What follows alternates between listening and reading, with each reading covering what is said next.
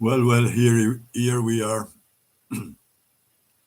I deeply apologize for the live of yesterday because there was a mistake and I had to reset my workstation and there was a mistake with the mic.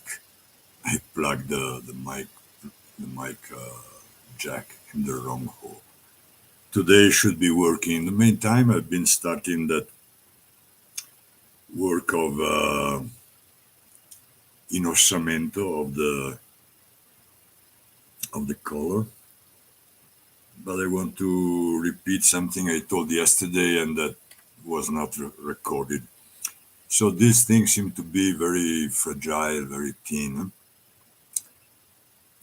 but the wood is very strong. It's a moru wood, a side branch of a moru wood root. So it's a very, very solid wood, very similar to that famous English tree called bosso in Italian. Actually, I have no the English name in my mind. That tree that can be cutted in perfect geometrical shape with small, shiny leaves, bosso. It's a white wood, very hard, very much used in goldsmithing for creating tools and other things, models and other things.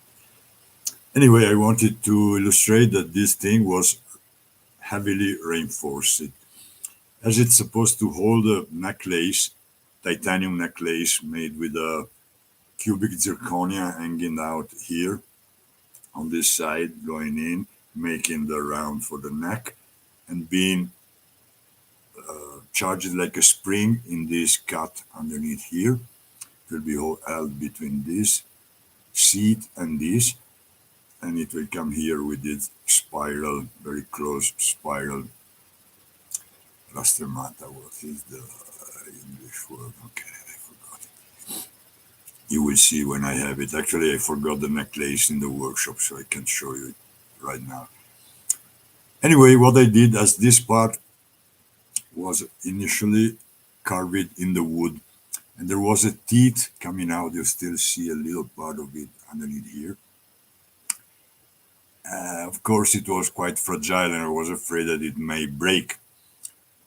So first of all, I inserted a little blade of titanium in this way, making a cut and inserting it so that this teeth is bonded to the rest of the object by a bar of titanium. Another thread of titanium, a pretty long one, was holding this part that is very thin and could result fragile, was inserted up to reach this part, very long titanium thread inside. Then underneath here, I embedded an iron bar, piece of quite a strong nail to reinforce this part, and another one was embedded underneath here. Now you don't see the seats because it's all covered, but in the movie of yesterday, I'm showing you the tracks of that.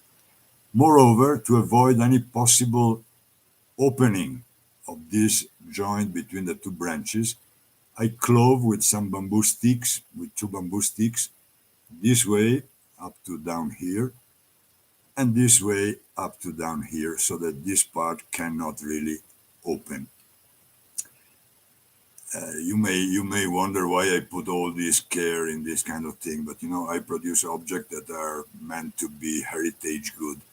I want to ensure the longest lasting possible, because this is one of the meaning of art in my vision. Art is not something extemporary, but it's something that promises to bring the human work over the life of the author in kind of a relative eternity, but it's a symbolic reminder to that. Anyway, I did I don't know how it's called, the operation of polishing, burnishing, I think, burnishing the paint. As you burn it yesterday, it was looking quite an homogeneous black.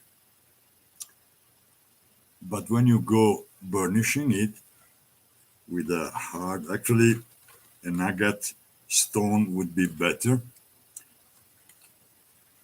And this procedure not only ensure a very smoothly polished surface, but also bring up the gold dust that is embedded in the painting, giving this strange effect of a black gilding to the object. Actually, the agate stone would be better, and it has to be often passed on your hair to slightly oil it and make the friction with the surface as low as possible, allowing to exercise a good pressure so that the tempera, the gouache, so that the gouache is compressed without being scratched away by the friction. Sometime during this operation, you may reveal some part of the background, and this will be slightly retouched before proceeding to the final varnishing, lacquering with the polyurethane. Actually, I already did this work.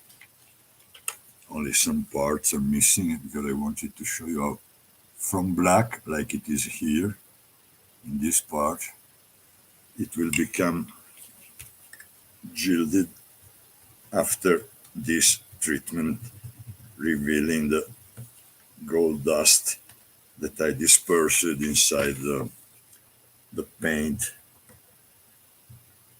Actually, I had a Nagata stone in this shape, but I'm not able to find it. And so I have to go with this piece of horn that for this work can be good as well. Just very important to remember that you have to pass it on your hair from time to time, or you will start to damage instead than embellishing the object. Anyway, this part I can consider it as done. The whole object is shining gold through the black.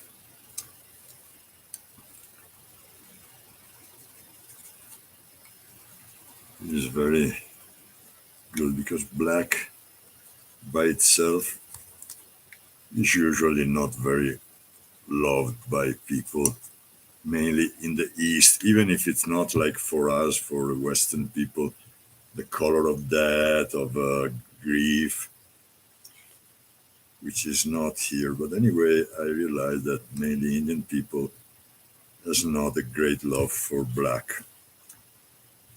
And so this look like black, it's very dark, but it's not black because gold is shining through.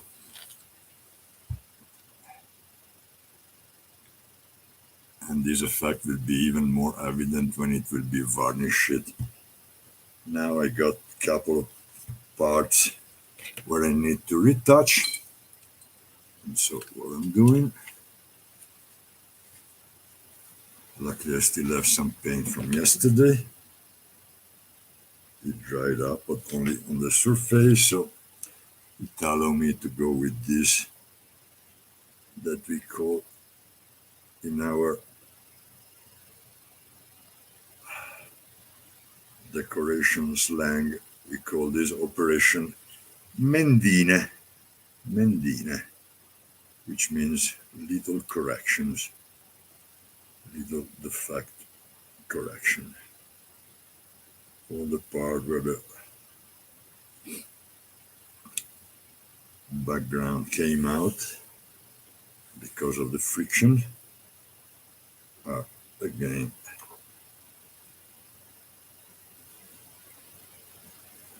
covered with the paint.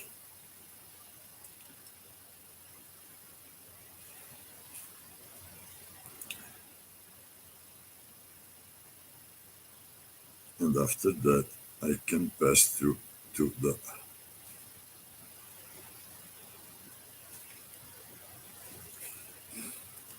to the gilding of the part to be gilded, which is the upper stone. Something else I was explaining in yesterday live was that I carved out the gold part. This is real gold, 750 gold, and it's embedded in these resin balls. And I excavated it so that the gold is 1 millimeter relieved from the base. This helped me to make it, to polish it in the finishing of the last finishing of the work, to sandpaper and polish the gold without damaging the underneath surface. Anyway, as I told, now is the time to gild this one.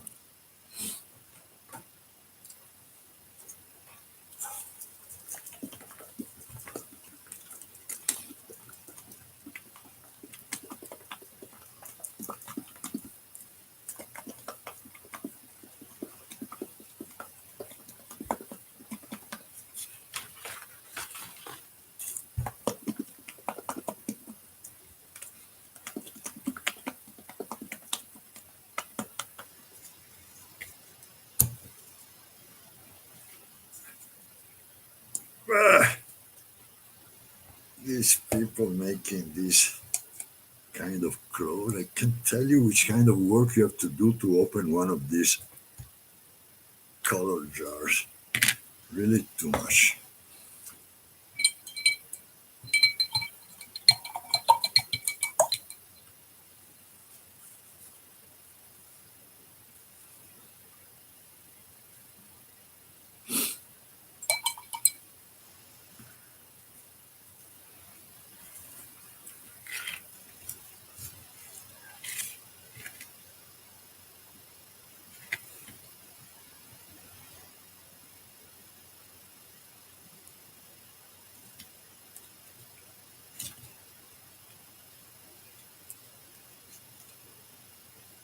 This gilding operation has to be done in subsequent layers because the paint result to be quite transparent, more than the desirable anyway.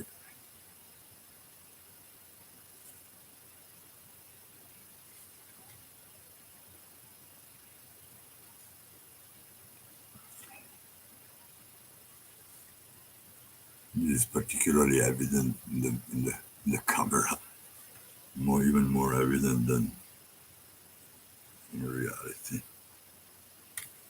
Then when it dries, it comes a little bit more opaque. But anyway, one layer is never enough to get a nice gilding surface. I have to go 3, 4 layers before being satisfied with the result. And between the layers, a passage of horn will help obtain a surface that really look like gilded the proper way, because of course gilding should be done with gold leaf. But actually, I don't even know where to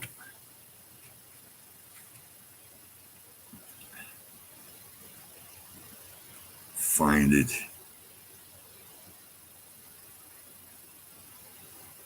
here.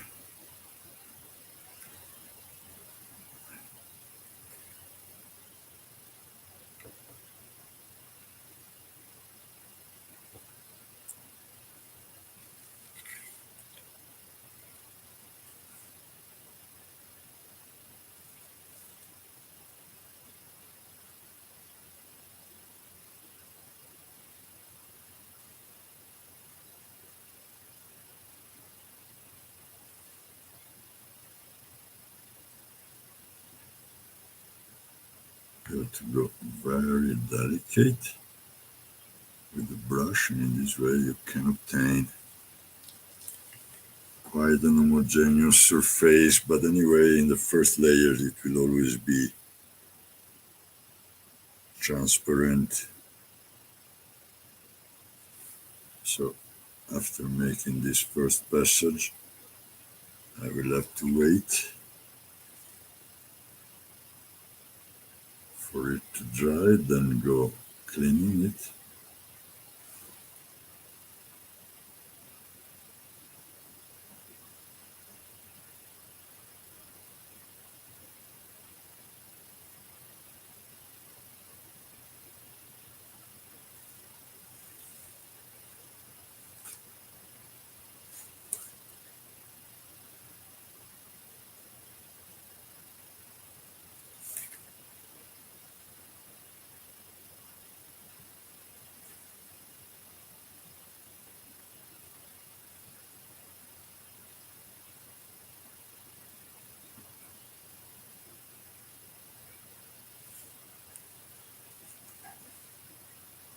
I'm using the gilding to join the shape of the ball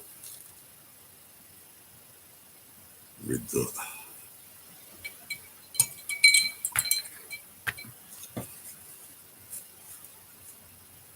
the holding shape.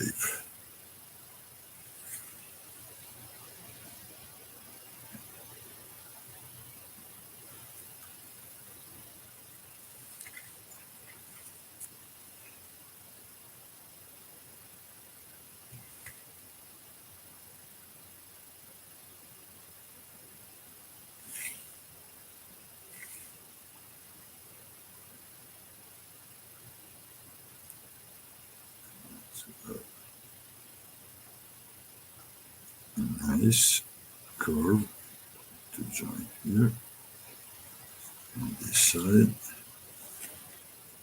and on the other side.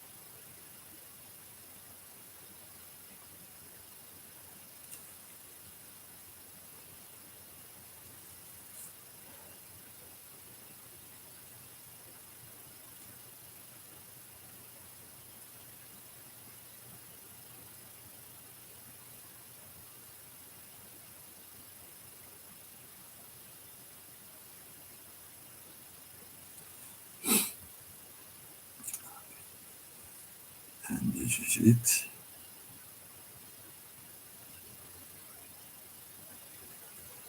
Now give it a little time to dry.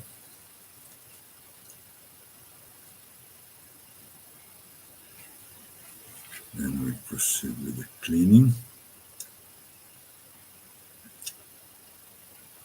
And I don't think I want to put any more gold anywhere. Maybe on top here, some more.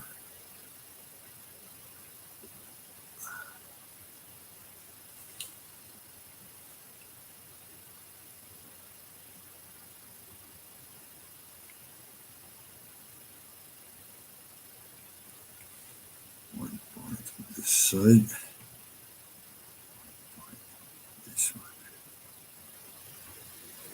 Yes.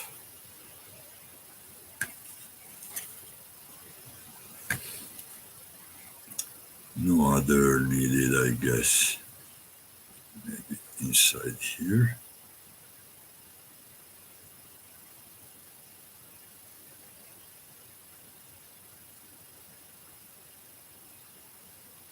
Yes.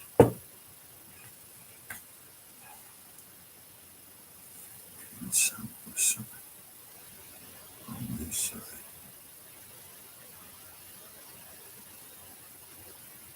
Shorter one.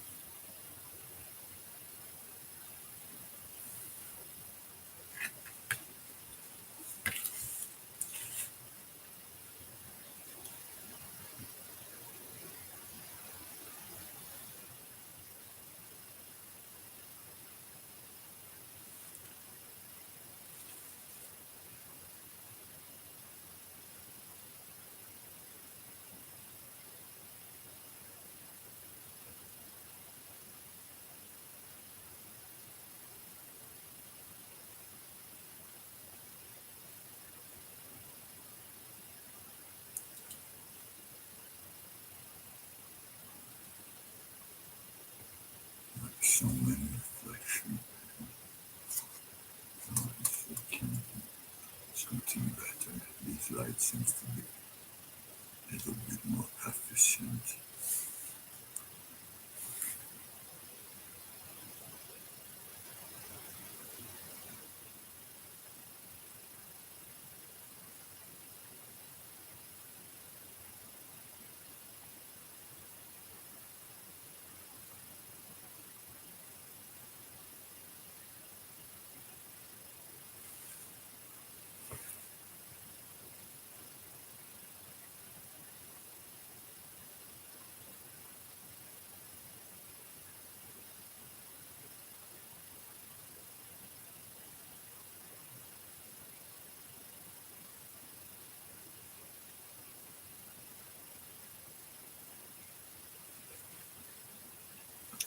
That's it.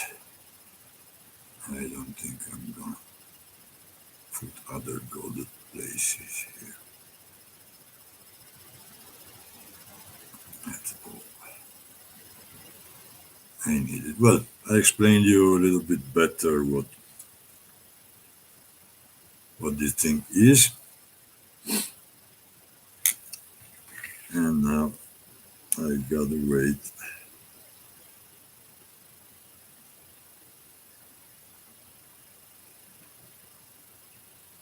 for this layer of paint to dry before I can go with the second hand.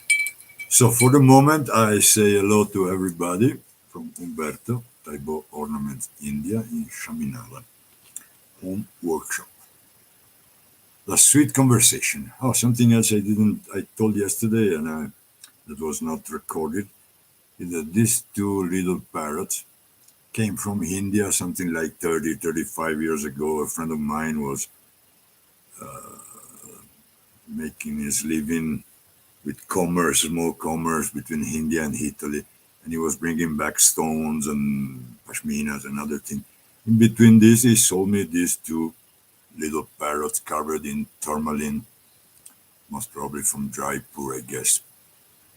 In the beginning, I have done with these two cages to be used as earrings in 750 gold. Each one was in his own cage with the hook for the ear. But just after doing that, I was not satisfied. I don't like birds in cages.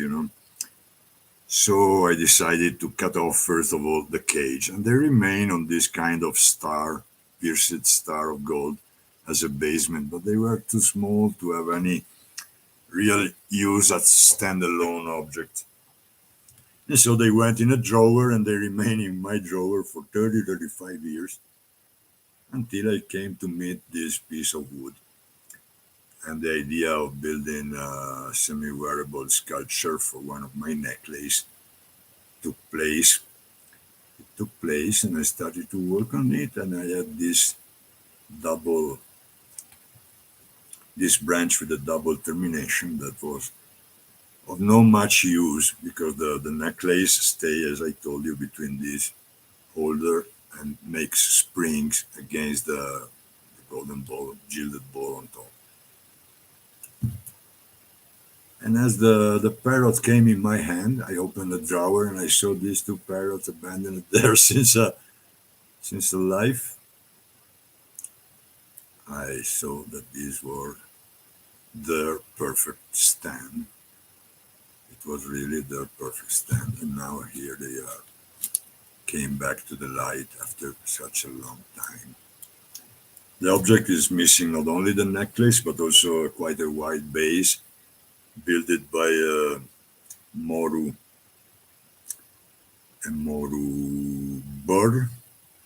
Very interesting for the shape.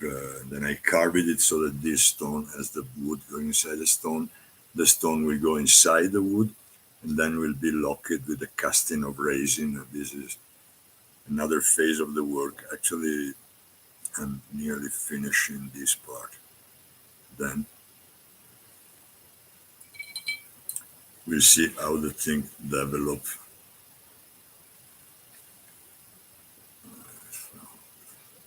The part, yes,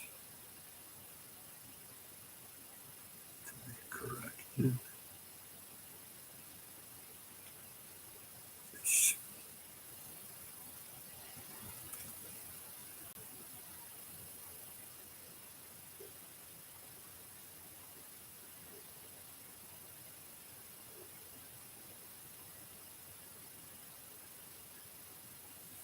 Okay, now I need to wait for a while. So for the moment, from Umberto in Chaminala Taibo Home Workshop, have a wonderful day, everybody. Bye bye.